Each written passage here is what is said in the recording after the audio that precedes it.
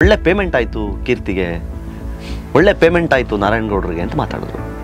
10 ನಿಮಿಷದ video upload ಆಗಿ 1 ನಿಮಿಷ ಆಗಿದೆ, ಅಷ್ಟೊತ್ತಿಗೆ ಡಿಸ್ಲೈಕ್ ಅಂಡ್ ಕಮೆಂಟ್ ಬಂದಿದೆ, ಡಬ್ಬಾ ವಿಡಿಯೋ ಅಂತ. ಸೋಷಿಯಲ್ ಮೀಡಿಯಾ AK-47 ಇದ್ದ ಹಾಗೆ. ಆ AK-47 ಒಬ್ಬ ಟೆರರಿಸ್ಟ್ ಹತ್ರ ಇದೆಯಾ ಅಥವಾ ಒಬ್ಬ ಯೋಧನ ಹತ್ರ ಇದೆಯಾ ಅನ್ನೋದಷ್ಟೇ ಮ್ಯಾಟ್ರು. ಬಹಳ ಬಹಳ ಬಹಳ ಕೆಟ್ಟ ಬೆಳವಣಿಗೆ ಅದು. ವಿಕೃತ ಸಂತೋಷವನ್ನು ಜನ ಎಂಜಾಯ್ ಮಾಡಕ್ ಶುರು ಮಾಡ್ಬಿಟ್ರೆ, ಅಂದ್ರೆ ವಿಕೃತಿ ಮೆರೆದು ಅದನ್ನು ಸಂಭ್ರಮಿಸೋದಿದೆಯಲ್ಲ, ಅದು ನಿನ್ ಬಗ್ಗೆ ಕೆಟ್ಟದಾಗ ಮಾತಾಡ್ತೀನಿ, ನನಗೆ ಆ ಪೋಸ್ಟ್ಗೆ ಆ ಕಮೆಂಟ್ಗೆ 100 ಲೈಕ್ ಬಂತು, ಐ ಆಮ್ ಎಂಜಾಯಿಂಗ್. ನಾನು ಸಾಕಷ್ಟು ಜನ ನೆಗೆಟಿವ್ ಕಮೆಂಟ್ ಹಾಕಿದವ್ರು ಖುದ್ದಾಗಿ ಹೋಗಿ ಭೇಟಿ ಮಾಡಿದ್ದೀನಿ, ಕೈ ಕಾಲಿಗೆ ಬಿದ್ದುಬಿಟ್ಟಿದ್ದಾರೆ. ನಿನ್ ಮನೆಗೆ ಹೋಗಿ ವಾಪಸ್ ಹೋದಾಗ ನಿನ್ ಕಣ್ಣೆದುರುಗಡೆ ನಿನ್ ತಾಯಿ ನಿಂತಿರಲ್ವಾ, ನಿನ್ ಹೆಂಡತಿ ನಿಂತಿರಲ್ವಾ, ನಿನ್ ತಂಗಿ ನಿಂತಿರಲ್ವಾ, ಅವಳನ್ನು ಯಾರಾದ್ರೂ ನೋಡಲ್ ನಿನ್ ರೇಟ್ ಎಷ್ಟು ಅಂತ ಕೇಳ್ಬಿಟ್ರೆ ಯಾರಾದ್ರೂ ವೇರ್ ವಿ ಆರ್ ಹೆಡಿಂಗ್, ಎಲ್ಲಿ ಹೋಗ್ತಿದೀವಿ ನಾವು? ಏನ್ ಯೋಚನೆ ಮಾಡ್ತಿದ್ದೀರಾ? ಬೇಗ ಬೇಗ ಬೆಲ್ ಐಕನ್ ಕ್ಲಿಕ್ ಮಾಡಿ. ಇವತ್ತು ನಾವು ಫುಲ್ ಕಿರಿಕ್ ಮಾಡ್ಕೊಳ್ಳೋದಕ್ಕೆ ರೆಡಿಯಾಗಿ ಕೂತಿದೀವಪ್ಪ. ಯಾಕಂದ್ರೆ ಬಿಕಾಸ್ ನಮ್ ಜೊತೆ ಇರೋದು ಕಿರಿಕ್ ಕೀರ್ತಿ. ನಮಸ್ಕಾರ Trishul. Welcome to BMW. BMW ಏನು? Bengaluru most wanted. ಆಗ್ಲಿ. ವೆಲ್, ನಮ್ಮ ಶೋ ಹೆಸರು ಬೆಂಗಳೂರು ಮೋಸ್ಟ್ ವಾಂಟೆಡ್ ಅಂಡ್ ಇವತ್ತಿಂದ ಬೆಂಗಳೂರಿಗೆ ಮೋಸ್ಟ್ ವಾಂಟೆಡ್ ಆಗಿರುವಂತಹ ಅತಿಥಿಗಳು ನಮ್ಮ ಜೊತೆ ಇರ್ತಾರೆ. ಅದರಲ್ಲಿ ಮೊದಲ ಅತಿಥಿ ಇವತ್ತಿನ ಮೊದಲ ದಿನದ ಏನಂತಾರೆ ಅದಕ್ಕೆ ಸ್ಪೆಷಲ್ ವರ್ಡ್ ಇದೆ ಗೊತ್ತಾ? ಅತಿಥಿ ಕೀರ್ತಿ. ನೋಡಿ, ಪ್ರಾಸಬದ್ಧವಾಗಿ ಅವರೇ ಹೇಳ್ಬಿಟ್ರು. ಸೊ ಕೀರ್ತಿ ಅವರೇ, ಹೌಸ್ ಲೈಫ್? ಎಂದಿನಂತೆ ಅದ್ಭುತ.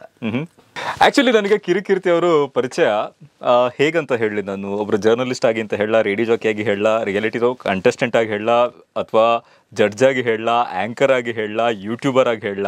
ಇದು ಹೆಂಗೆ ಅಂತಂದ್ರೆ ಏನು ಮಾಡಿಲ್ಲ ಹೇಳಲ್ಲ ಏನೋ ತರ ಇದೆ, ಎಲ್ಲ ಮಾಡಿದ್ಯಲ್ಲೋ ಅಂತ ಹಂಗೆ ಜಾಕ್ ಆಫ್ ಆಲ್ ಆಗ್ಬಿಡ್ತಿದ್ದೀವಿ ನಾವು. ಅಂಡ್ ಇವಾಗ ನಾವು ಶೋ ಸ್ಟಾರ್ಟ್ ಮಾಡೋಕ್ಕಿಂತ ಮುಂಚೆ ಹೇಳ್ತಾ ಇದ್ರಿ, ಸೊ ಫಸ್ಟ್ 5 pages ಅಲ್ಲಿ ವೆರಿಫೈಡ್ ಫಸ್ಟ್ ಪೇಜಸ್ ಅಲ್ಲಿ ನಿಮ್ದು ಕೂಡ ಒಂದು ಅಂತ. ಅಂಡ್ ನಮ್ಮ ಕ್ಯಾಮ್ರಾಮನ್ ಹೇಳ್ತಾ ಇದ್ರು, ನಾನು ನಿಮ್ಮನ್ನ ಅವಾಗಿಂದ ಫಾಲೋ ಮಾಡ್ತಾ ಇದ್ದೀನಿ ಅಂತ, ಚಿಕ್ಕ ವಯಸ್ಸಿಂದ ಫಾಲೋ ಮಾಡ್ತಾ ಇದ್ದೀನಿ ಅಂತ ಹೇಳಕ್ ಬಂದ್ರು.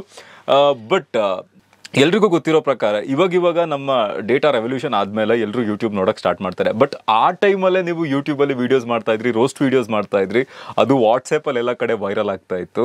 ಸೊ ಆ ಟೈಮಲ್ಲಿ ಸ್ಟಾರ್ಟ್ ಮಾಡಿದಾಗ, ಈ ಸೋಷಿಯಲ್ ಮೀಡಿಯಾದಲ್ಲಿ ವಿಡಿಯೋಗಳನ್ನ ಹಾಕೋದು ಸ್ಟಾರ್ಟ್ ಮಾಡಿದಾಗ, ಈ ರೇಂಜಿಗೆ ಅದು ವೈರಲ್ ಆಗುತ್ತೆ ಅಂತ ನೀವು ಅನ್ಕೊಂಡಿದ್ರ?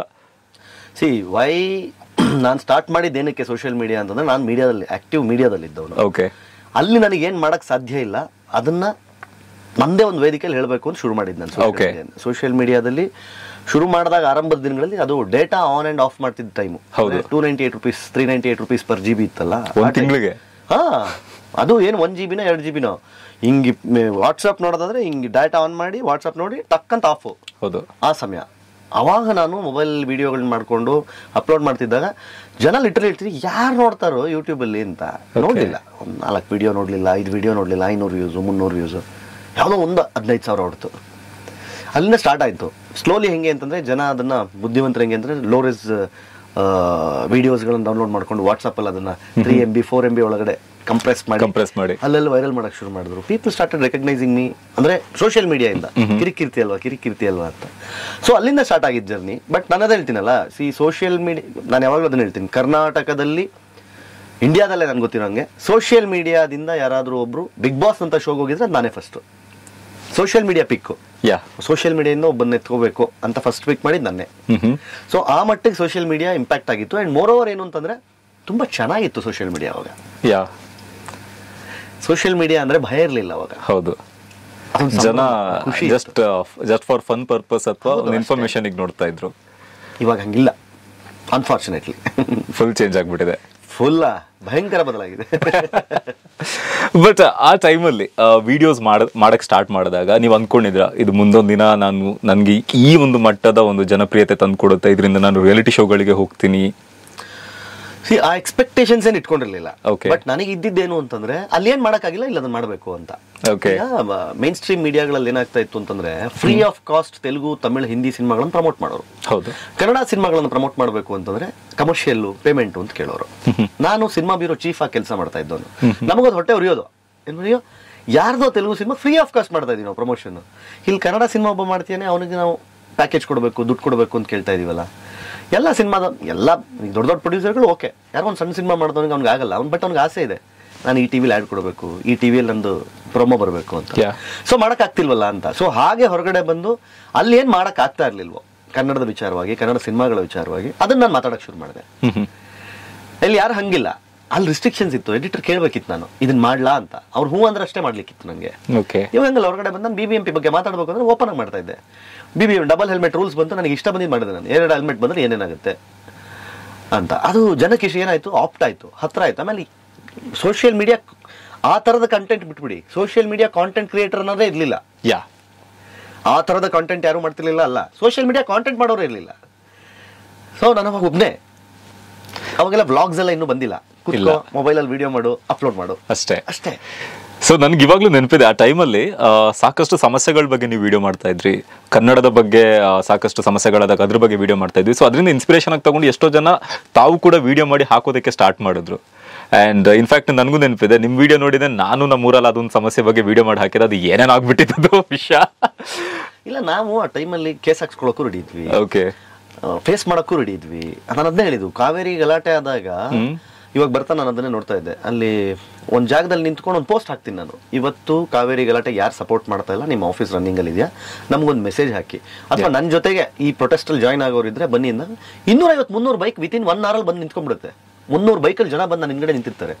ನಾವು ಹೋಗಿ ದೊಡ್ಡ ದೊಡ್ಡ ಕಂಪನಿಗಳನ್ನು ಮುಚ್ಚಿಸ್ತೀವಿ. ದಟ್ ಇಸ್ ಅಂದ್ರೆ ಸೋಷಿಯಲ್ ಮೀಡಿಯಾ ತಾಕತ್ತಂಗಿತ್ತು. ಅಲ್ಲಿ ನೆಗೆಟಿವಿಟಿ ಇರಲಿಲ್ಲ ಅವಾಗ. ಬರೀ ಪಾಸಿಟಿವ್ ಅಪ್ರೋಚ್ಗೆ, ಒಂದು ಒಳ್ಳೆ ವಿಚಾರಕ್ಕೆ. ಅದಕ್ಕೆ ನಾವು ಹೆಂಗೆ ಅಂತಂದ್ರೆ ಏನು ಮೊಬೈಲ್ ಹಿಡಿತಾ ಇದ್ವಿ, ಟಕ್ ಅಂತ ಹೋಗ್ಬಿಟ್ಟು ಯಾವ ನನಗೆ ಇನ್ನೂ ನೆನಪಿದೆ, ಮಂತ್ರಿ ಮಾಲಲ್ಲಿ ಯಾರೋ ಇದು ಮಾಡ್ತಾ ಇದ್ದ, ಅಂದ್ರೆ ಎಂಸಿಂಗ್ ಮಾಡ್ಕೊಂಡು ಯಾರೋ ಎಲ್ಲ ಹೆಂಗೆ ಅಂತಂದ್ರೆ ಇಂಗ್ಲೀಷಲ್ಲಿ ಕಂಪ್ಲೀಟ್ ಇಂಗ್ಲೀಷ್ ಮತ್ತು ಹಿಂದಿ ಎಲ್ಲ ಹಿಡಿತಾ ಇತ್ತು. ನಾನು ನೋಡಿದೆ, 10 ನಿಮಿಷ ನೋಡಿದೆ. ಸಾಕಷ್ಟು ಜನ ಅಲ್ಲಿಗೋಗಿ ಆಡಬೇಕು ಅಂತ ಆಸೆ, ನಮ್ಮ ಮಕ್ಕಳನ್ನ ಕರ್ಕೊಂಡೋಗಿ ಆಡಿಸ್ಬೇಕು ಅಂತ ಆಸೆ. ಬಟ್ ಇವ್ರಿಗೆ ಇಂಗ್ಲೀಷ್ ಹಿಂದಿ ಬರಲ್ಲ. ಕೈ ಕಟ್ಕೊಂಡು ದೂರದಲ್ಲಿ ನಿಂತ್ಕೊಂಡು ನೋಡ್ತಾ ಇದ್ರು. ನುಗ್ದೆ ನಾನು ಸ್ಟೇಜ್ಗೆ, ಮೊಬೈಲ್ ಆನ್ ಆಯ್ತು. ನಾವ್ ಏನ್ ಮಾಡಿದ್ರು ಮೊಬೈಲ್ ಆನ್ ಮಾಡ್ಕೊಂಡು ಮಾಡ್ತಾ ಇದ್ವಿ. Because that's proof. ನಮ್ಗೆ ಅಷ್ಟಷ್ಟು ಆದಾಗ್ಲೂ ಕೇಸ್ಗಳು ಯಾಕೆ ಹಾಕೊಳಕ್ ಆಗ್ತಿರ್ಲಿಲ್ಲ ಅಂತಂದ್ರೆ ಲೈವ್ ಹೋಗ್ತಿದ್ದೆ ನಾನು.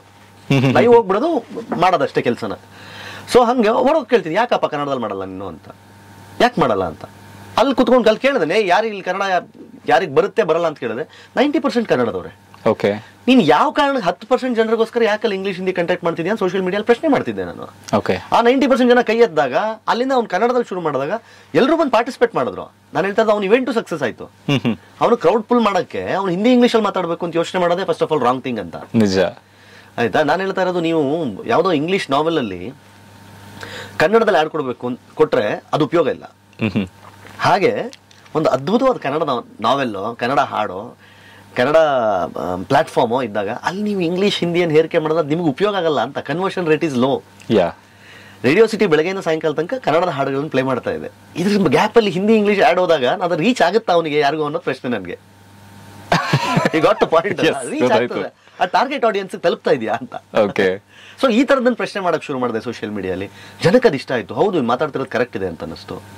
ಜನ ಲೈಕ್ ಮಾಡಿದ್ರೆ, ಅವ್ನು ಏನೋ ಸೆನ್ಸಲ್ಲಿ ಮಾತಾಡ್ತೀಯಾನ, ಅವ್ನು ಕರೆಕ್ಟಾಗಿ ಮಾತಾಡ್ತೀಯಾನೆ. ಕೆಲವರು ಹೇಳಿದ್ರು. ಆಮೇಲೆ ಶುರು ಆಯ್ತು, ಅಂದ್ರೆ ಕನ್ನಡದ ಹೆಸರು ದುಡ್ಡು ಮಾಡ್ತೀರಿ, ಅದು ಮಾಡ್ತೀರಿ, ಇದು ಮಾಡ್ತೀರಿ. ಸೊ ವಾಟ್ ಹ್ಯಾಪನ್, ಎಲ್ಲಿಗೆ ಬಂದು ಲ್ಯಾಂಡ್ ಆಯ್ತು? ಲಾಸ್ಟಿಗೆ ನಾವೆಲ್ಲ ಬಿಟ್ಬಿಟ್ಟು ಸೈಲೆಂಟಾಗಿ ಸುಮ್ಮನಾಗ್ಬಿಟ್ವಿ. ಎಕ್ಸಾಕ್ಟ್ಲಿ ಇದೇ ವಿಷಯದ ಬಗ್ಗೆ ನಾವು ಆಕ್ಚುಲಿ ಇವತ್ತು ಮಾತಾಡ್ತಿರೋದು. ಸೋಷಿಯಲ್ ಮೀಡಿಯಾದಲ್ಲಿ ಏನಾದ್ರೂ ಒಂದು ಒಳ್ಳೇದ್ ಮಾಡಕ್ ಹೊರಟಾಗ ಒಂದ್ 4 ಜನ ಅದ್ರಲ್ಲೂ ಈ ಮೊಸರಲ್ಲಿ ಕಲ್ಲು ಹುಡ್ಕೋದು ಅಂತ ಹೇಳ್ತಾರೆ. ಈ 4 ಜನ ಅದ್ರಲ್ಲೂ ಕೆಟ್ಟದಾಗ ಏನಾದ್ರು ಕಮೆಂಟ್ ಹಾಕೋದು, ಯಾರೊಬ್ರು ಮಾಡ್ತಾ ಇದಾರೆ, ಏನೋ ಮಾಡ್ತಾ ಇದಾರೆ ಅಂದಾಗ ಅದಕ್ಕೆ ಸಪೋರ್ಟ್ ಮಾಡೋದು ಬಿಟ್ಕೊಂಡು ಅವ್ನು ಏನಕ್ಕೆ ಮಾಡ್ತಾ ಇದ್ದಾನೆ, ಇದನ್ನ ತಡಿತೀನಿ ನೋಡಿ, ಇವಾಗ ಇದಕ್ಕೆ ಏನಾದ್ರು ಮಾಡ್ತೀನಿ ಅಂತ ಆತರ ಯೋಚನೆ ಮಾಡೋರೆ ಜಾಸ್ತಿ ಆಗಿದ್ದಾರೆ. ಸೊ ಅವ್ರಿಗೆಲ್ಲ ಹೇಳ್ತಿರೋದು ಯೋಚನೆಗೆ ಹೆಲ್ಮೆಟ್ ಹಾಕೊಳ್ಳಿ ಅಂತ.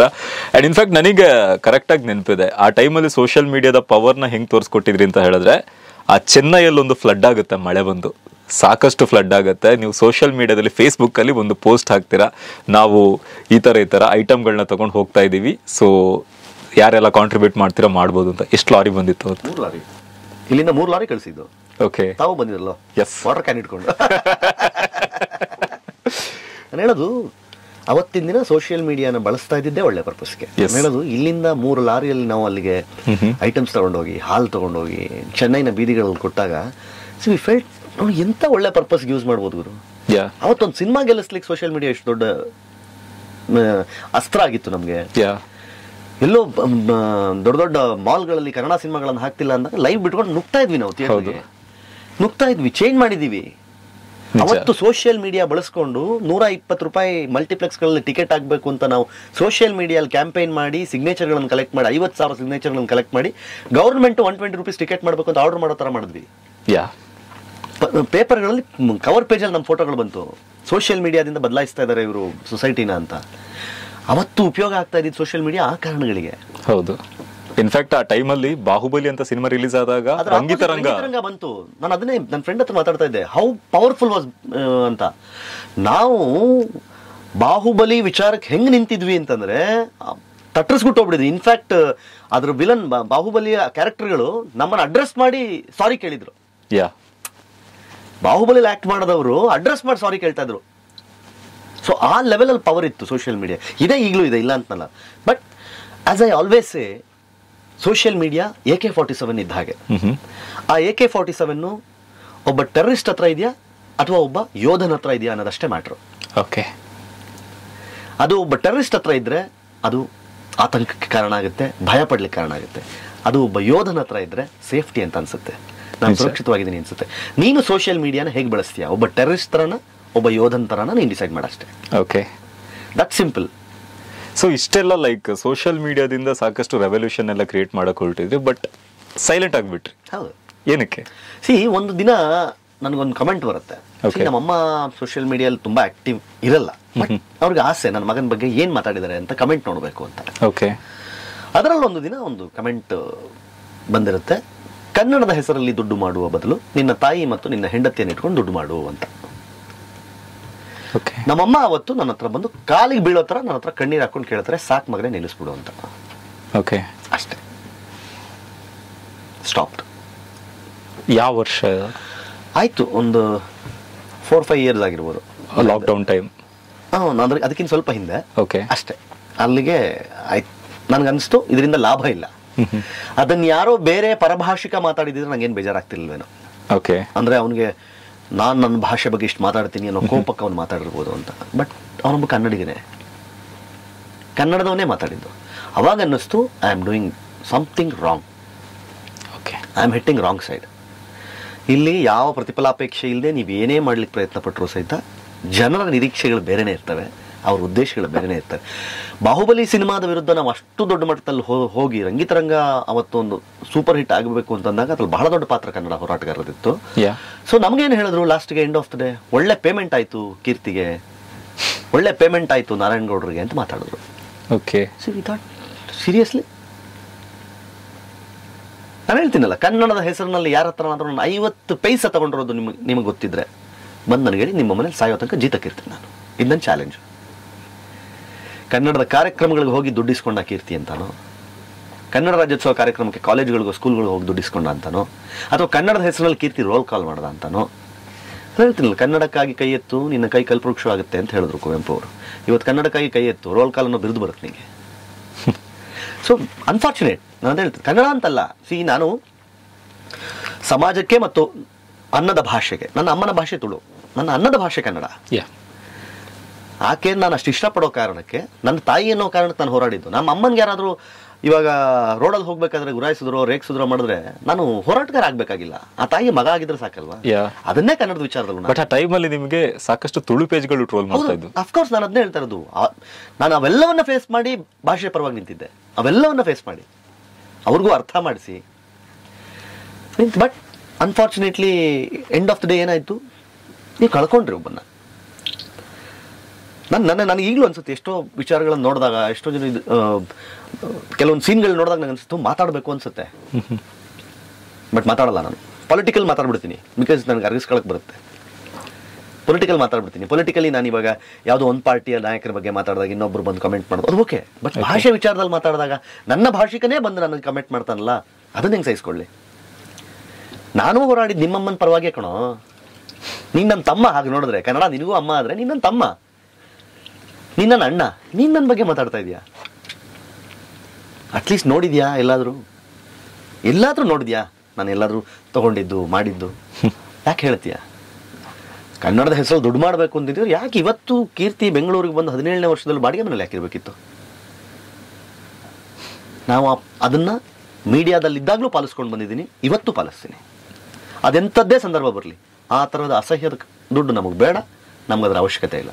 ಮೀಡಿಯಾದಲ್ಲೂ ಎಂತೆಂಥ ಪವರ್ಫುಲ್ ಪೊಸಿಷನ್ಗಳನ್ನು ನಾನು ನೋಡಿ ಬಂದಿದ್ದೀನಿ. ನಾನು ಮನ್ಸು ಮಾಡಿದ್ರೆ ಕೋಟಿಗಟ್ಟಲೆ ಮಾಡ್ಬೋದಾಗಿತ್ತು, ಬಟ್ ಆ ಎಥಿಕ್ಸ್ ಬಿಟ್ಟು ಹೋಗಿಲ್ಲ ನಾನು. ಬಿಕಾಸ್ ಜರ್ನಲಿಸಮ್ ಥರನೇ ನೋಡಿದ್ದೀನಿ ನಾನು. ನೈಸ್.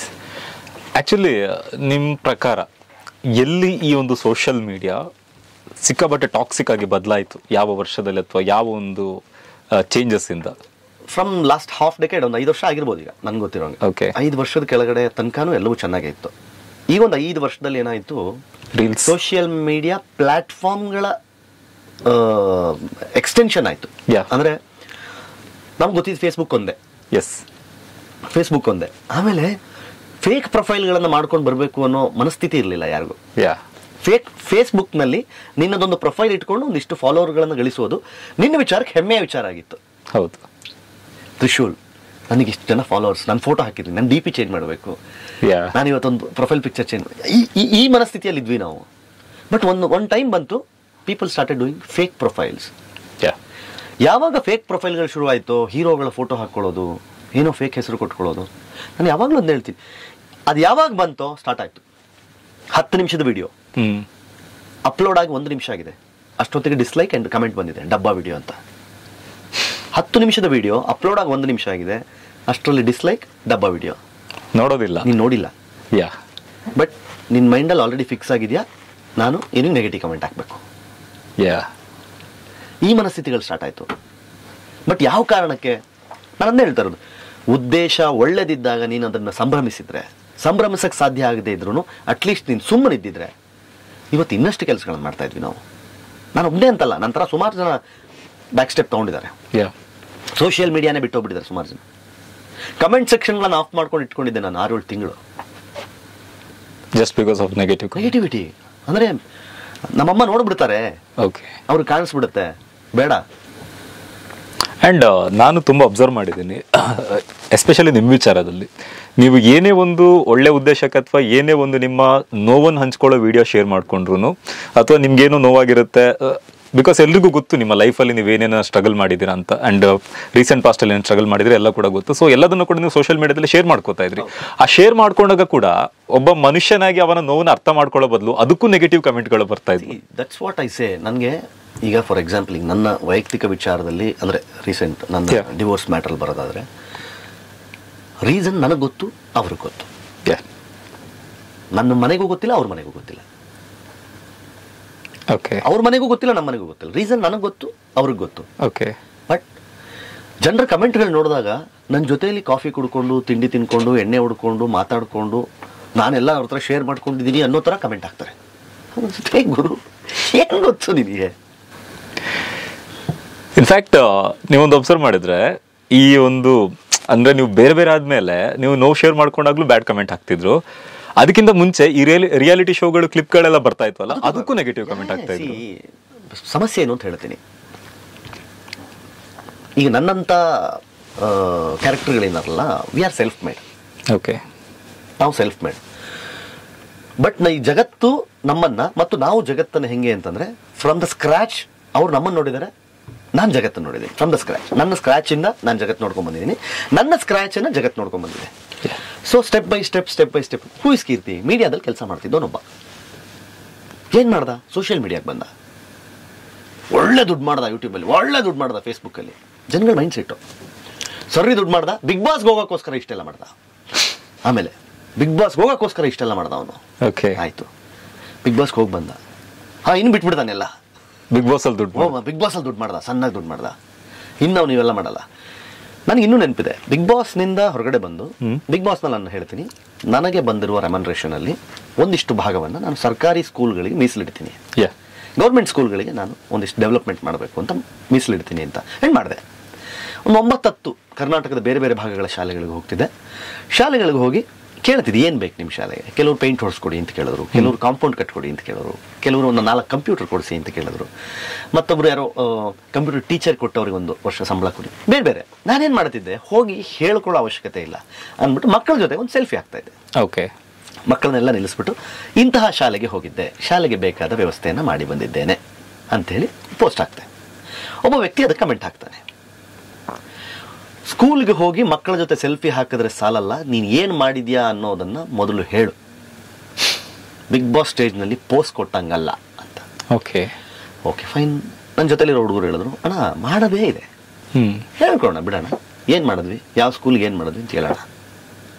ನೆಕ್ಸ್ಟ್ ಅದಾದಮೇಲೆ ತಾವರಘಟ್ಟ ಅಂತ ನಮ್ಮೂರಿನ ಒಂದು ಶಾಲೆ, ಅಲ್ಲಿ ಹೋಗಿ ಕಂಪ್ಯೂಟರ್ ಕೇಳಿದ್ರು, ಕಂಪ್ಯೂಟರ್ಸ್ ಕೊಡಿಸಿ ಮಕ್ಕಳ ಕಂಪ್ಯೂಟರ್ ಪಕ್ಕದಲ್ಲಿ ಮಕ್ಕಳನ್ನೆಲ್ಲ ನಿಲ್ಲಿಸಿ ಅಲ್ಲಿಂದ ಒಂದು ಸೆಲ್ಫಿ ಹಾಕ್ತೀನಿ ನಾನು ಹೀಗೆ ತಾವರಘಟ್ಟ ಶಾಲೆಯ ಇದಕ್ಕೆ ಕಂಪ್ಯೂಟರ್ನ ಕೊಡಿಸಿ ಮಕ್ಕಳ ಜೊತೆ ಒಂದಿಷ್ಟು ಕ್ಷಣ ಕಳೆದು ಬಂದೆ ಅಂತ. ಅದೇ ವ್ಯಕ್ತಿ ಕಮೆಂಟ್ ಹಾಕ್ತಾನೆ, ಬಲಗೈಲಿ ಮಾಡಿದ್ದು ಎಡಗೈಗೆ ಗೊತ್ತಾಗಬಾರ್ದು, ನೀನು ಪಬ್ಲಿಸಿಟಿಗೋಸ್ಕರ ಇವೆಲ್ಲ ಮಾಡ್ತಿದ್ಯಾ ಅಂತ. ಅದೇ ವ್ಯಕ್ತಿ ಹೇಳ್ಕೊಂಡ್ರು ಪ್ರಾಬ್ಲಮ್, ಹೇಳದೇ ಇದ್ರು ಪ್ರಾಬ್ಲಮ್. ಏನ್ ಮಾಡ್ಬೇಕು? ಹೇಳಿದ್ದಕ್ಕೆ ಹಾಗೆ ಹೇಳಿದೆ, ಹೇಳದಿದ್ದಕ್ಕೆ ಹೀಗೆ ಹೇಳಿದೆ. ಅಂದ್ರೆ ಮನಸ್ಥಿತಿಗಳು ಹೇಗೆ ಫಿಕ್ಸ್ ಆಗಿದೆ ಅಂತಂದ್ರೆ, I should hit him negatively, I will hit ಅಷ್ಟೇ. ನಾನು ಹೋಗ್ಬೇಕು ಅವನಿಗೆ ಅಗೇನ್ಸ್ಟ್, ಹೋಗ್ತೀನಿ ನಾನು ಅವನಿಗೆ ಅಗೇನ್ಸ್ಟ್. ಹೆಂಗಾದ್ರು ನಾನು ಹೇಳಿದ 10 ನಿಮಿಷದ ವಿಡಿಯೋ 1 ನಿಮಿಷದಲ್ಲಿ ನೆಗೆಟಿವ್ ಕಮೆಂಟ್ ಹಾಕ್ಬೋದು ಅಂತಂದ್ರೆ ನಿನ್ನ ಮನಸ್ಥಿತಿ ಎಲ್ಲಿ ತನಕ ಹೋಗಿದೆ. ಇವತ್ತು ಅದನ್ನೇ ಹೇಳ್ತಾ ಇರೋದು, ಇವತ್ತು ಕನ್ನಡದ ಸಿನಿಮಾಗಳನ್ನ ಸೋಲಿಸುವ ವಿಚಾರದಲ್ಲೂ ಸೋಲ್ತಿರೋದು ಕನ್ನಡಿಗರಿಂದಾನೆ. ಇನ್ನೂ ಇಂಟರ್ವಲ್ ಬ್ಲಾಕ್ ಆಗಿರಲ್ಲ, ಅಷ್ಟೊತ್ತಿಗೆ ರಿವ್ಯೂ ಆಲ್ರೆಡಿ ಬಂದಿರುತ್ತೆ ಹೊರಗಡೆ, ಸೀನ್ ಆಗಿರಲ್ಲ ಅಷ್ಟೊತ್ತಿಗೆ ಏನು ಓಪನಿಂಗು ಡಬ್ಬಾ cinema. What is the link between the opening scene and climax scene? ನೋಡೋ ತನಕ ನಿಂಗೆ ಪೇಷನ್ಸ್ ಇಲ್ಲ. You need likes, you need comments, you need followers, you need subscribers. ಏನು ಬೇಕಾದ್ರೆ ಮಾಡೋಕ್ಕೆ ರೆಡಿ ಇದೆ ಅದಕ್ಕೆ. ಇನ್ನೊಬ್ಬನ ವೈಯಕ್ತಿಕ ಜೀವನ ಬೇಕಾಗಿಲ್ಲ ನಿನಗೆ ಅದರಿಂದ ವ್ಯೂಸ್ ಬರ್ತಿದ್ಯಾ, ಓಕೆ ನಾನು ಅದರಿಂದ ಹೋಗ್ತೀನಿ. ಈಗ ಕೀರ್ತಿ ಅವರು ಮುಂಚೆ ನೀವು ತುಂಬ ಸಲ ಅಂದರೆ ಎಷ್ಟೋ ಜನ ನಾನು ಕಮೆಂಟ್ಸ್ ನೋಡ್ತಾ ಇರ್ತೀನಿ, ನಮಗೆ ಮುಂಚಿನ ಕೀರ್ತಿ ಬೇಕು ಅಂತ ಕಮೆಂಟ್ ಹಾಕ್ತಾ ಇರ್ತಾರೆ. ತುಂಬ ಇತ್ತೀಚೆಗೆ ನೀವು ಹಾಕ್ತಂಥ ವೀಡಿಯೋಗಳಲ್ಲಷ್ಟೇ. ಆ್ಯಂಡ್ ರೀಸೆಂಟಾಗಿ ನೀವು ನಿರಂಜನ್ ದೇಶಪಾಂಡೆ ಜೊತೆ ಮಿಸ್ಟರ್ ನಿರಿಕ್ ಅಂತ ಸ್ಟಾರ್ಟ್ ಮಾಡಿದ್ದೀರಾ. ಸೊ ಅದರಲ್ಲೂ ಅಷ್ಟೇ ಕಮೆಂಟ್ಗಳನ್ನ ನೋಡ್ತಾ ಇರ್ತೀನಿ, ಮುಂಚಿನ ಕೀರ್ತಿ ಬೇಕು ಅಂತ. ಸೊ ನೀವು ಎಷ್ಟೋ ಸಲ ಸೋಷಿಯಲ್ ಮೀಡಿಯಾದಲ್ಲಿ ಪೋಸ್ಟ್ ಮಾಡಿದ್ರಿ, ಐ ವಿಲ್ ಬೌನ್ಸ್ ಬ್ಯಾಕ್ ಅಂತ. ನಾನು ಬೌನ್ಸ್ ಬ್ಯಾಕ್ ಆಗಿದ್ದೀನಿ. ಓಕೆ, ನನ್ನ ಪ್ರಕಾರ ಕಂಡಂತೆ ನಂತರ ಬೌನ್ಸ್ ಬ್ಯಾಕ್ ಆಗೋದು ಭಾಳ ಕಷ್ಟ. ನಂದು ಸರಿಯಾಗೆಲ್ಲ ನಾನು ಅನ್ಕೊಂಡಂಗೆ ಜೀವನದಲ್ಲಾಗಿದೆ. ಇಷ್ಟೊತ್ತಿಗೆ 2ನೇ ವರ್ಷ ಶ್ರದ್ಧಾಂಜಲಿ ಆಗ್ತಿತ್ತು ನಂದು. ಅದ್ರ ಬಗ್ಗೆ ನೀವು ಪೋಸ್ಟ್ ಮಾಡಿದೆ. 2ನೇ ವರ್ಷದ ಶ್ರದ್ಧಾಂಜಲಿ ಆಗಿರ್ತಿತ್ತು ನಂದು. ಅಲ್ಲಿಂದ ಇದು ಬಂದವನು ನಾನು. ಫಿನಿಕ್ಸ್ ಅಲ್ಲ, ಬಟ್ ಬೌನ್ಸ್ ಬ್ಯಾಕ್ ಅಂತೂ ಆಗಿದ್ದೀನಿ ನಾನು.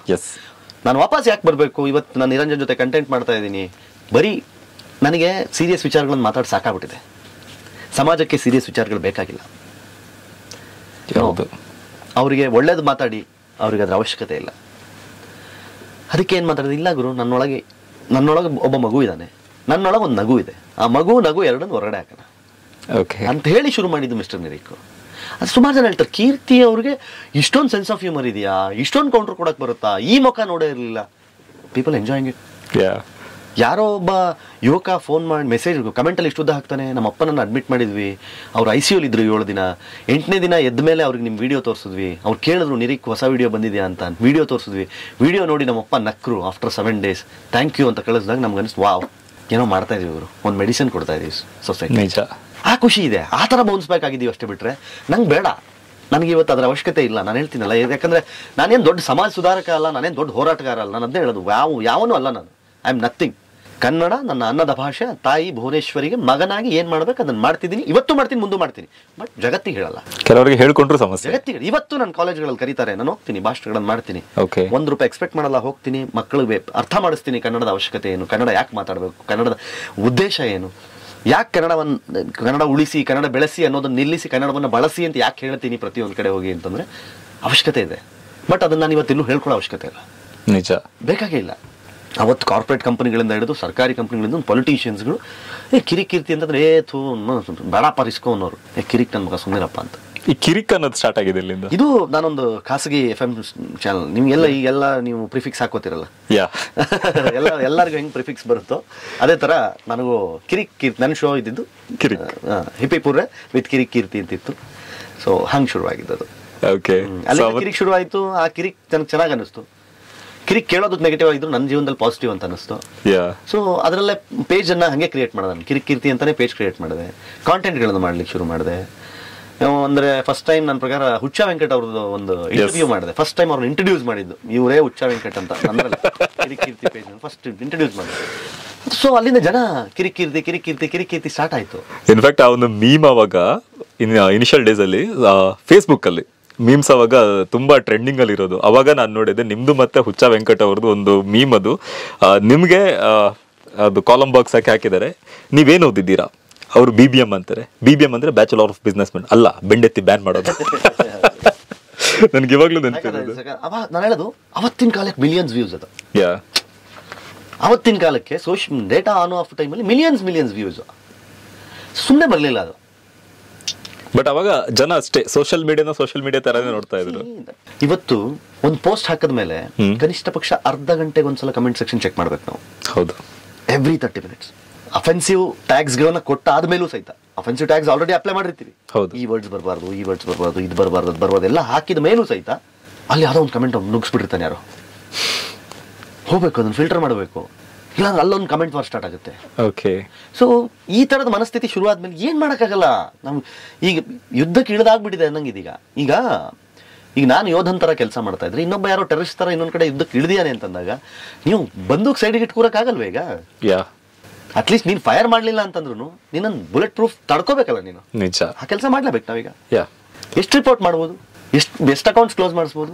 ಅದಕ್ಕೆ ನಾವು ಇನ್ಫ್ಯಾಕ್ಟ್ ನಾನು ಮತ್ತೆ Jaggesh sir, Parameshwar last time home minister ಆಗಿದ್ದಾಗ ನಾವು ಅವ್ರನ್ನ ಹೋಗಿ ಭೇಟಿ ಮಾಡಿದ್ವಿ, ನಾನು ಮತ್ತೆ ಜಗ್ಗೇಶ್ ಸರ್ ಇಬ್ರು ಹೋಗಿ ಕೇಳಿದ್ವಿ, ಏನಾದ್ರೂ ಒಂದು ತಗೊಂಬನ್ನಿ, ಇದಕ್ಕೊಂದು ಕಂಟ್ರೋಲ್ ಇಲ್ಲ, ಏನಾದ್ರೂ ಒಂದು ರೂಲ್ ಮಾಡಿ, ಸೋಷಿಯಲ್ ಮೀಡಿಯಾಗೆ ಸಂಬಂಧಪಟ್ಟ ಹಾಗೆ ಏನಾದ್ರೂ ಒಂದು ಬೇಕು. ಇತ್ತು ಒಂದು ಕಾಲದಲ್ಲಿ ಸೆಕ್ಷನ್ 61 ಏನೋ ಇತ್ತು. ಏನಾಗ್ತಿತ್ತು, ಸೋಷಿಯಲ್ ಮೀಡಿಯಾದಲ್ಲಿ ಯಾರಾದ್ರೂ ನೆಗೆಟಿವ್ ಕಮೆಂಟ್ ಮಾಡಿದಾಗ ಅಲ್ಲಿ ಕಂಪ್ಲೇಂಟ್ ಕೊಟ್ಟರೆ ಸೈಬರ್ ಕ್ರೈಮಲ್ಲಿ ಫೈಲ್ ಆಗೋದು ಕೇಸು, ಅವ್ರು ಅರೆಸ್ಟ್ ಮಾಡೋರು. ಯಾವಾಗ ಬಾಲಾ ಠಾಕ್ರೆ ಅವ್ರದ್ದು ಡೆತ್ ಆಯ್ತು, ಡೆತ್ ಆದಾಗ ಯಾವುದೋ ಹುಡುಗಿ ಟ್ರಾಫಿಕ್ ಸಿಗ್ನಲ್ ಅಲ್ಲಿ ಸಿಗಾಕೋತಾಳೆ, ಆ ಪ್ರೊಟೆಸ್ಟ್ ಅಂದ್ರೆ ಬಾಲಾ ಠಾಕ್ರೆ ಜೊತೆ ಅಲ್ಲೇ ಅವಳೊಂದು ಪೋಸ್ಟ್ ಆಗ್ತಾಳೆ, ವಾಟ್ ಕೈಂಡ್ ಆಫ್ ಇದು rally it is, because of his death we are suffering here ಅಂತ ಏನೋ ಆಗ್ತಾಳೆ. ಅವಳು ಅರೆಸ್ಟ್ ಮಾಡ್ಬಿಡ್ತಾರೆ. ಅವಾಗ ಅವ್ರ ಲಾಯರು ಅದನ್ನ ಗಮನದಲ್ಲಿ ಇಟ್ಕೊಂಡು ಸುಪ್ರೀಂ ಕೋರ್ಟ್ಗೆ ಹೋಗಿ ಚಾಲೆಂಜ್ ಮಾಡಿ ಆ ಸೆಕ್ಷನ್ ಹೋಗುತ್ತೆ. ಆ ಸೆಕ್ಷನ್ ಹೋಯ್ತು, ಬಟ್ ಅದು ಅವತ್ತಿನ ದಿನಕ್ಕೆ ಆ ಸೆಕ್ಷನ್ ಬಹಳ ಥ್ರೆಟ್ ಆಗ್ತಿತ್ತೇನೋ ಬಿಡಿ ಇವತ್ತಿನ ದಿನ. ಬಟ್ ಅದಕ್ಕೆ ಆಲ್ಟರ್ನೇಟಿವ್ ಬರಲೇ ಇಲ್ಲ. ನಾನು ಹೇಳ್ತಾ ಇರೋದು, ಆಧಾರ್ ಬಂದಿದೆ, ನೀವು ಇವತ್ತು ರೆಟಿನಾ, ಫಿಂಗರ್ ಪ್ರಿಂಟು ಇಷ್ಟೆಲ್ಲ ಮಾಡುವವರು, ನಾನು ಹೇಳ್ತಾ ಇರೋದು ಭಾರತದಲ್ಲಿ ಎನಿ ಸೋಷಿಯಲ್ ಮೀಡಿಯಾ ಅಕೌಂಟ್ ನೀನು ಕ್ರಿಯೇಟ್ ಮಾಡಬೇಕು ಅಥವಾ ಓಪನ್ ಮಾಡಬೇಕು ಅಥವಾ ಹ್ಯಾಂಡಲ್ ಮಾಡಬೇಕು ಅಂತಂದ್ರೆ ಒಂದು ಅಥೆಂಟಿಸಿಟಿ ಕೊಡಿ. ಒಂದು ಅಥೆಂಟಿಸಿಟಿ. ಫೇಕ್ ಪ್ರೊಫೈಲ್ಗಳು ಸ್ಟಾಪ್ ಆಗಿ ಒರಿಜಿನಲ್ ಪ್ರೊಫೈಲ್ ಇಂದ ಬಂದು ಯಾರು ನೆಗೆಟಿವ್ ಕಮೆಂಟ್ಸ್ ಮಾಡಲ್ಲ. ನಿಜ, ಯಾರು ಮಾಡಲ್ಲ. We call them as keyboard warriors ಅಂತ ಕರಿತೀವಿ ಅವ್ರು. ಕೀಬೋರ್ಡ್ ವಾರಿಯರ್ಸ್ ಅವರು ಕೀಬೋರ್ಡ್ ಅಲ್ಲಿ ಯುದ್ಧ ಮಾಡ್ತಾರೆ ಅಷ್ಟೇ ಅವರು. ನಾನು ಸಾಕಷ್ಟು ಜನ ನೆಗೆಟಿವ್ ಕಮೆಂಟ್ ಹಾಕಿದವ್ರು ಖುದ್ದಾಗಿ ಹೋಗಿ ಭೇಟಿ ಮಾಡಿದ್ದೀನಿ, ಹುಡ್ಕೊಂಡೋಗಿ ಕೈಕಾಲಿಗೆ ಬಿದ್ದುಬಿಟ್ಟಿದ್ದಾರೆ. ಅವ್ರ ಅಪ್ಪ ಆಮೇಲೆ ಕೈಗೆ ಬಿಡ್ಬಿಡ್ತಾರೆ, ಕೈಕಾಲು ಬಿಡ್ಬಿಡ್ರೆ ತಪ್ಪಾಗಿದೆಯಪ್ಪ ನಮ್ಮ ಮಗನಂತ ಫೇಸ್ಬುಕ್ಕೇ ಬೇಡ ಡಿಲೀಟ್ ಮಾಡಿಸ್ಬಿಡ್ತೀನಿ ಅಂತಾರೆ. ಎದುರುಗಡೆ ಏನೂ ಇಲ್ಲ, ಎದುರುಗಡೆ ಬರಲ್ಲ ಅವರು. ಯಾವುದೋ ಹೀರೋಗಳು ಫೋಟೋ ಹಾಕಿರ್ತಾರೆ, ಬಾಯಿಗೆ ಬಂದಂಗೆ ಮಾತಾಡ್ತಾರೆ. ಇವತ್ತು ನಾನು ಫ್ಯಾನ್ ವಾರ್ಸು, ಯಾರೋ ಒಬ್ಬ ದೊಡ್ಡ ಕಲಾವಿದ ಅವ್ರ ಸಾವನ್ನು ಸಹಿತ ಸಂಭ್ರಮಿಸೋ ಮನಸ್ಥಿತಿಗಳಿಗೆ ಸೋಷಿಯಲ್ ಮೀಡಿಯಾ ಬಂದ್ಬಿಡ್ತು. ನಿಜ, ಇನ್ಯಾರ್ದೋ ಕಷ್ಟ ಯಾವುದಕ್ಕೋ ಲಿಂಕ್ ಮಾಡಿ. ಅನ್ಫಾರ್ಚುನೇಟ್. ನಾನು ಹೇಳ್ತಾ ಇರೋದು ಎಷ್ಟು ನಾನು ಹೇಳ್ತೀನಲ್ಲ, ಇದು ಕೊರೋನಾಗಿಂತ ಕೆಟ್ಟ ವೈರಸ್ ಆಗ್ಬಿಟ್ಟಿದೆ ಇವತ್ತು. ಎಷ್ಟೋ ಕಮೆಂಟ್ಗಳು ಬರ್ತಾ ಇರುತ್ತೆ ಯಾವ್ದಾವ್ದು ರೀಲ್ಗಳಿಗೆ. ನಾವು ಸ್ಕ್ರಾಲ್ ಮಾಡಿದಾಗ ತುಂಬಾ ರೀಲ್ಗಳು ನೋಡ್ತಾ ಇರ್ತೀವಿ. ಓಕೆ, ನಮ್ಗೆ ಅನ್ಸುತ್ತೆ ಅದು ಕ್ರಿಂಜ್ ಕಂಟೆಂಟ್ ಇರ್ಬೋದು, whatever may be. But ಕಮೆಂಟ್ಸ್ಗಳನ್ನ ನೋಡಿದಾಗ ಕಮೆಂಟ್ಗಳನ್ನ ಹಾಕ್ತಾ ಇರ್ತಾರೆ, ಫುಲ್ ಅಂದ್ರೆ ಸಖತ್ ಅಫೆನ್ಸಿವ್ ವರ್ಡ್ಸ್ ಅಲ್ಲಿ ಕಮೆಂಟ್ ಹಾಕ್ತಾ ಇರ್ತಾರೆ. ಅಲ್ಲಿ ಪ್ರೊಫೈಲ್ ಪಿಕ್ಚರ್ ಅಪ್ಪು ಸರ್ದು ಇನ್ಯಾರ್ದೋ ಇರುತ್ತೆ. ನಾನು ಅದೇ ಹೇಳ್ತಾ ಇರೋದು, ಅಟ್ಲೀಸ್ಟ್ ಪ್ರೊಫೈಲ್ ಪಿಕ್ಚರ್ ಆದ್ರೂ ನಾನು ಹೇಳ್ತಾ ಇರೋದು ಇವತ್ತು ಏನಪ್ಪ ಎಂತೆಂಥ ಇದು ಏನದು ಏನು ಸೈಟ್ಗಳು, ಡೇಟಿಂಗ್ ಸೈಟ್ಸ್ಗಳಿದೆ, ಅಲ್ಲೆಲ್ಲ ನಿಮಗೆ ವೆರಿಫೈಡ್ ಆಗಬೇಕು ಅಂತಂದ್ರೆ ನಿನ್ನ ಮುಖ ನೀನು ತೋರಿಸ್ಬೇಕು. ಅಲ್ಲಿ ನಿನ್ನ ಫೇಕ್ ಪ್ರೊಫೈಲ್ಗಳನ್ನ ಹ್ಯಾಂಡಲ್ ಮಾಡೋಕ್ಕೆ ಇಲ್ಲಿ ಡೇಟಿಂಗ್ ಆ್ಯಪ್ಗಳಲ್ಲಿ ಇಂತಹ ದೊಡ್ಡ ಪ್ಲಾಟ್ಫಾರ್ಮ್ಸ್, ಸೋಷಿಯಲ್ ಮೀಡಿಯಾ ಅಂತಹ ಫೇಸ್ಬುಕ್, ಇನ್ಸ್ಟಾಗ್ರಾಮ್, ಟ್ವಿಟರ್ ಅಂತಹ ಪ್ಲಾಟ್ಫಾರ್ಮ್ಗಳಲ್ಲಿ ಇರುವಾಗ ನಿಮ್ಗೆ ಅಟ್ಲೀಸ್ಟ್ ನೀನು ಫೇಸ್ ವೆರಿಫಿಕೇಶನ್ ಏನಾದ್ರು ಒಂದು ಬೇಡವಾ? ಯಾರ ಫೋಟೋನಾದ್ರೂ ಹಾಕ್ಬಿಡ್ಬೋದಾ ನೀನು? ಏನು ಹೆಸರು ಬೇಕಾದ್ರೂ ಇಟ್ಕೊಬಿಡ್ಬೋದಾ ನೀನು? ಹೆಂಗ್ ಬೇಕಾದ್ರೆ ಅಟ್ಯಾಕ್ ಮಾಡ್ಬಿಡ್ಬೋದಾ? ಅವಳು ಒಂದು ಹೆಣ್ಣು ಅಂತ ನೋಡಲ್ಲ, ಅವಳೊಂದು ತಾಯಿ ಅಂತ ನೋಡಲ್ಲ, ಅವನು ಯಾರದ್ದೋ ತಂದೆ, ಅವನು ಯಾರದ್ದೋ ಮಗ, ಏನೂ ಗೊತ್ತಿಲ್ಲ. ಏಕಾಏಕಿ ಅವ್ರ ಅಮ್ಮಂಗೆ ಬೈತ್ಯಾ, ಅವ್ರ ಹೆಂಡತಿಗೆ ಬೈತ್ಯಾ, ಅವ್ನ ತಂಗಿಗೆ ಬೈತ್ಯಾ, ಅವ್ರ ಅಕ್ಕನ ಬೈತ್ಯಾ. ಯಾವುದೋ ಹೆಣ್ಣು ಮಗಳು ಎಲ್ಲೋ ಕೂತ್ಕೊಂಡು ಏನೋ ಅವಳ ಲೈಫ್ ಸ್ಟೈಲ್, ಅವಳ ಇಷ್ಟ, ಅವಳ ಇಚ್ಛೆ, ಅವಳ ಬದುಕು, ಅವಳ ಪೇಜ್, ಅವಳು ಏನಾದರೂ ಮಾಡಲಿ. ಎಲ್ಲರೂ ಒಂದೇ ಥರ ಮಾಡಬೇಕು ಅಂತಿಲ್ಲ. ಕೆಲವರು ಸೀರೆ ಉಟ್ಟು ಮಾಡ್ಬೋದು, ಕೆಲವರು ಬಿಕಿನಿ ಹಾಕಿ ಮಾಡ್ಬೋದು, ಅದು ಸೆಕೆಂಡ್ರಿ. ಅದು ಅವಳ ಆಯ್ಕೆ, ಅದು ಅವಳ ಸ್ವಾತಂತ್ರ್ಯ. ಅದು ಅದಕ್ಕೆ ನೀನು ಏನು ಕಮೆಂಟ್ ಮಾಡ್ತೀಯಾ, ನಿನ್ನ ರೇಟ್ ಎಷ್ಟು ಅಂತ ಕೇಳ್ತೀಯಾ? ನಿನ್ನ ಮನೆಗೆ ಹೋಗಿ ವಾಪಸ್ ಹೋದಾಗ ನಿನ್ನ ಕಣ್ಣೆದುರುಗಡೆ ನಿನ್ನ ತಾಯಿ ನಿಂತಿರಲ್ವಾ, ನಿನ್ನ ಹೆಂಡತಿ ನಿಂತಿರಲ್ವಾ, ನಿನ್ನ ತಂಗಿ ನಿಂತಿರಲ್ವಾ? ಅವಳನ್ನು ಯಾರಾದ್ರೂ ರೋಡಲ್ಲಿ ನಿನ್ನ ರೇಟ್ ಎಷ್ಟು ಅಂತ ಕೇಳ್ಬಿಟ್ರೆ ಯಾರಾದರೂ ವೇರ್ ವಿ ಆರ್ ಹೆಡಿಂಗ್, ಎಲ್ಲಿ ಹೋಗ್ತಿದ್ದೀವಿ ನಾವು? ಅದೇ ಭಯ. ನಾನು ಹೇಳ್ತೀನಿ, ಒಬ್ಬ ಮನುಷ್ಯನಿಗೆ ಸೇಮ್ AK-47 ಬುಲೆಟ್ಸ್ ಲೋಡ್ ಮಾಡಿದ್ಯಾ ನೀನು, 10 ನಿಮಿಷಕ್ಕೆ ಒಂದ್ಸಲ ನೋಡ್ಕೋತಾ ಇದೆಯಾ ಟ್ರಿಗರ್ ಏನೋ ಪ್ಲಸ್ ಆಗ್ಬಿಡುತ್ತಾ ಅಥವಾ ಲಾಕ್ ಮಾಡಿ ಇಟ್ಟಿದ್ದೀನಾ ಇಲ್ವಾ? ಅದೇ ತರ ಸೋಷಿಯಲ್ ಮೀಡಿಯಾಲ್ ಒಂದು ಪೋಸ್ಟ್ ಹಾಕಿದ್ಮೇಲೆ ನಾನು ಹೋಗಿ ಚೆಕ್ ಮಾಡ್ತಾ ಇರಬೇಕು, ಏನಾದ್ರು ಹಾಕಿದಾರಾ, ನಮ್ಮ ಅಮ್ಮಂಗೆ ಏನಾದ್ರು ಬೈದ್ಬಿಟ್ಟಿದಾರಾ, ನನ್ನ ಮಗನ ವಿಷಯ ಏನಾದ್ರು ಎತ್ಬಿಟ್ಟಿದಾರಾ, ನನ್ನ ಪಾಸ್ಟ್ ಇಟ್ಕೊಂಡು ಏನಾದ್ರು ಮಾತಾಡ್ತಾ ಇದ್ದಾರಾ? ಇನ್ಫ್ಯಾಕ್ಟ್ ಅದನ್ನು ನಾನು ಅಬ್ಸರ್ವ್ ಮಾಡಿದ್ದೀನಿ. ಎಷ್ಟೋ ಜನ ನೀವು ಅಂದರೆ ಮಗನ ಬರ್ಡೇ ಟೈಮಲ್ಲೆಲ್ಲ ಪೋಸ್ಟ್ ಹಾಕಿದಾಗ ಅದರಲ್ಲೂ ನೆಗೆಟಿವ್ ಕಮೆಂಟ್ಸು. ಈಗ ಅದು ಹೆಂಗಾಗೋಯ್ತು ಅಂತಂದರೆ ಬಿಗ್ ಬಾಸಿಂದ ಬಂದ್ವಿ. ಅದಾದಮೇಲೆ ಒಂದು ದುಬೈನಲ್ಲಿ ಒಂದು ಕನ್ನಡ ಸಂಘದವರು ನಮ್ಮನ್ನು ಒಂದು ಕಾರ್ಯಕ್ರಮ ಕರೀತಾರೆ. ಓಕೆ. ಇಲ್ಲಿಂದ ಹೋಗೋದ್ರಿಂದ ಹಿಡಿದು ವಾಪಸ್ ಮತ್ತೆ ಇಲ್ಲಿಗೆ ಬರುವ ತನಕ ಎಲ್ಲ ಅವ್ರದೇ ಖರ್ಚು. ಓಕೆ. ಇಳಿದು ಒಂದು ಫೋಟೋ ಹಾಕಿದ್ದೀನಿ ಅಷ್ಟೇ. ಬಿಗ್ ಬಾಸ್ ದುಡ್ಡಲ್ಲಿ ಹಂಗೆ ಮಾಡ್ದ, ಸುದೀಪ್ ಸರ್ ಕೊಟ್ಟ ದುಡ್ಡಲ್ಲಿ ಹಿಂಗೆ ಮಾಡ್ದ, ಕನ್ನಡಿಗರ ದುಡ್ಡಲ್ಲಿ ಮೆರಿತಾ ಇದ್ದಾನೆ. ಅಂದರೆ ಗುರು ಮ್ಯಾಟ್ರೇ ಗೊತ್ತಿಲ್ಲ ಗುರು ನಿನಗೆ. ಮ್ಯಾಟ್ರೇ ಗೊತ್ತಿಲ್ಲ ನಿನಗೆ, ಏನಾಗ್ತಿದೆ ಅನ್ನೋದೇ ಮ್ಯಾಟ್ರ್ ಗೊತ್ತಿಲ್ಲ ನಿನಗೆ. ಸುಮ್ಮನೆ ಮಾತಾಡ್ತಾ ಇದೀಯ ನೀನು. But what you are getting, ನಾನು ಅದಕ್ಕೆ ಯಾವಾಗಲೂ ಹೇಳ್ತೀನಿ, ಅದಕ್ಕೆ ವಿಕೃತ ಸಂತೋಷ ಅಂತ ಒಂದಿದೆ ಕನ್ನಡದಲ್ಲಿ. ಸಂತೋಷ ಮತ್ತು ವಿಕೃತಿ ಎರಡು ಬೇರೆ ಬೇರೆ. ಒಂದು ನೆಗೆಟಿವ್, ಒಂದು ಪಾಸಿಟಿವ್. ಒಂದು ಆಪ್ಟಿಮಿಸ್ಟಿಕ್ಕು, ಇನ್ನೊಂದು ಪೆಸಿಮಿಸ್ಟಿಕ್ ವರ್ಡು. ಸಂತೋಷ ಅನ್ನೋದು ಆಪ್ಟಿಮಿಸ್ಟಿಕ್ ವರ್ಡು, ವಿಕೃತ ಅನ್ನೋದು ಪೆಸಿಮಿಸ್ಟಿಕ್ ವರ್ಡ್. ಬಟ್ ಅವೆರಡರ ಮಿಶ್ರಣ ಜನರಲ್ಲಿ ಬಂದ್ಬಿಟ್ರೆ ಇದೆಯಲ್ಲ, ಬಹಳ ಬಹಳ ಬಹಳ ಕೆಟ್ಟ ಬೆಳವಣಿಗೆ ಅದು.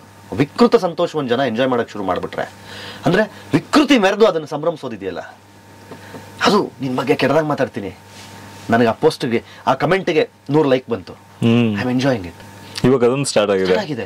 ಆಮೇಲೆ ನೆಗೆಟಿವ್ ಕಮೆಂಟ್ ಮಾಡಿರ್ತಾರೆ, ನಾನು ಹೋಗಿ DM ಮಾಡ್ತೀನಿ, ಯಾಕಪ್ಪ ನೀನು ಹಂಗೆಲ್ಲ ಕಮೆಂಟ್ ಮಾಡಿದ್ಯಾ, ಏನು ಗೊತ್ತು ನಿಂಗೆ ನನ್ನ ಬಗ್ಗೆ? ಅಣ್ಣ ನೀವು ರಿಪ್ಲೈ ಮಾಡಲಿ ಅಂತ ಹಂಗೆ ಮಾಡಿದೆ. Are you serious? Public profile ಕಣೋ, ನಿನಗೆ ರಿಪ್ಲೈ ಬೇಕು ಅಂದ್ರೆ DM ಮಾಡೋ ನಂಗೆ.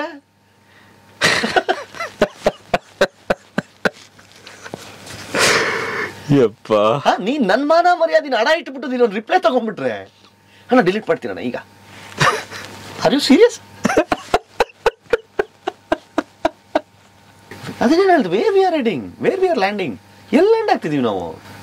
ನಾನು ಹೇಳ್ತಿಲ್ಲ, ಅಸಹ್ಯ ಪರಮಾವಧಿ ಆಗ್ಬಿಟ್ಟಿದೆ ನಿಜ. ಆ್ಯಂಡ್ ಇತ್ತೀಚೆಗೆ ಏನಾಗಿದೆ ಅಂತ ಹೇಳಿದ್ರೆ, ಅವ್ರವ್ರ ಮನೇಲಿ ದೋಸೆ ಸಿಗ್ದೋಗ್ತಾ ಇರುತ್ತೆ.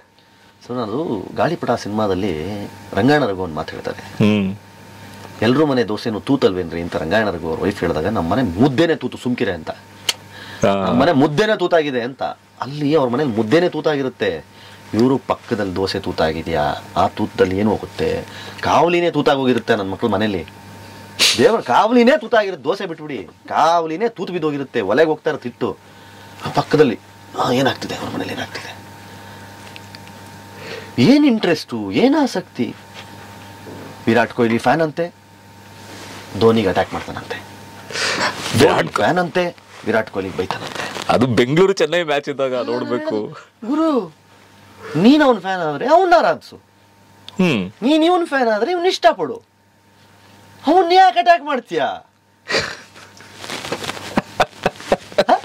ನಾನು ಆ ಹೀರೋ ಫ್ಯಾನು, ನಾನು ಇವನ್ ಬಗ್ಗೆ ಕೆಟ್ಟದಾಗ ಮಾತಾಡ್ತೀನಿ ಅಂದ್ರೆ, ನಿನ್ನ ಹೀರೋ ಬಗ್ಗೆ ಹೊಗಳ್ಕೊಂಡು ಮಾತಾಡಕ್ಕೆ ಏನು ಇಲ್ವೇ ಇಲ್ವ ನಿನ್ನ ಹತ್ರ? ಇಲ್ಲ ಅಂತ ತಾನೇ ಅವ್ರ ಮೇಲೆ ಅಟ್ಯಾಕ್ ಮಾಡಕ್ ಹೋಗ್ತಿದ್ಯಾ ನೀನು? ಅಲ್ಲೇ ರಿಯಾಲಿಟಿಲಿ ಏನಾಗಿರುತ್ತೆ ಅಂತ ಹೇಳಿದ್ರೆ, ಧೋನಿ ಮತ್ತೆ ಕೊಹ್ಲಿ ಅವರು ಸಖತ್ ಕ್ಲೋಸ್ ಇದಾರೆ. ಹಾಕೊಂಡು ಟಾಸ್ ಹಾಕೊಂಡು ಓಡಾಡ್ತಾ ಇರ್ತಾರ ಅವರು. ಇಲ್ಲಿ ಇವರು ತಲಾ ಫಾರ್ ದ ರೀಸನ್ ಅಂತ, ಇಲ್ಲಿ ಇವನು ಈ ಕಡೆಯಿಂದ ಕಿಂಗ್ ಕೊಹ್ಲಿ ಅಂತ ಹೊಡ್ಕೊಂಡು ಸಾಯ್ತಾ ಇರ್ತಾರೆ ಇಲ್ಲಿ ಸ್ಟೇಡಿಯಂ ಅಲ್ಲಿ, ಶರ್ಟ್ ಕಿತ್ಕೊಂಡು ಹೊಡಿತಾ ಇರ್ತಾರೆ ಇಲ್ಲಿ. ಅಲ್ಲ ಅವ್ರು ಆರಾಮಾಗಿ ಆಟ ಆಡ್ಕೊಂಡು ಕಾಫಿ ಗಿಫಿ ಕುಡ್ಕೊಂಡು ಆರಾಮಾಗಿ ಇರ್ತಾರಲ್ಲಿ. ನಾನು ಹೇಳ್ತಾ ಇರೋದು ಎಲ್ಲ ಏನಕ್ಕೆ, ಏನು end of the day likes, comments, share, reach. ನಾನು ಹೇಳ್ತೇನಲ್ಲ, ನನಗೆ ಸೋಷಿಯಲ್ ಮೀಡಿಯಾ ಅನ್ನ ಆಗ್ತಿದೆ ಇವತ್ತು, ಬಿಕಾಸ್ ನಾನು ಅದನ್ನು ಪ್ರಾಮಾಣಿಕವಾಗಿ ಒಳ್ಳೆ ಥರದಲ್ಲಿ ಉಪಯೋಗಿಸ್ದೆ, ಒಳ್ಳೆಯ ಕಾರಣಗಳಿಗೆ ಬಳಸ್ದೆ. ಏನ್ ಯೋಚನೆ ಮಾಡ್ತಿದ್ದೀರಾ? ಬೇಗ ಬೇಗ ಬೆಲ್ ಐಕನ್ ಕ್ಲಿಕ್ ಮಾಡಿ. ಇಂತಹ ಹೆಚ್ಚಿನ ಕಾಂಟೆಂಟ್ಗಳಿಗೆ ಸಬ್ಸ್ಕ್ರೈಬ್ ಆಗಿ radio city Kannada YouTube channel. ಏನ್ ಯೋಚನೆ ಮಾಡ್ತಿದ್ದೀರಾ? ಬೇಗ ಬೇಗ ಬೆಲ್ ಐಕನ್ ಕ್ಲಿಕ್ ಮಾಡಿ.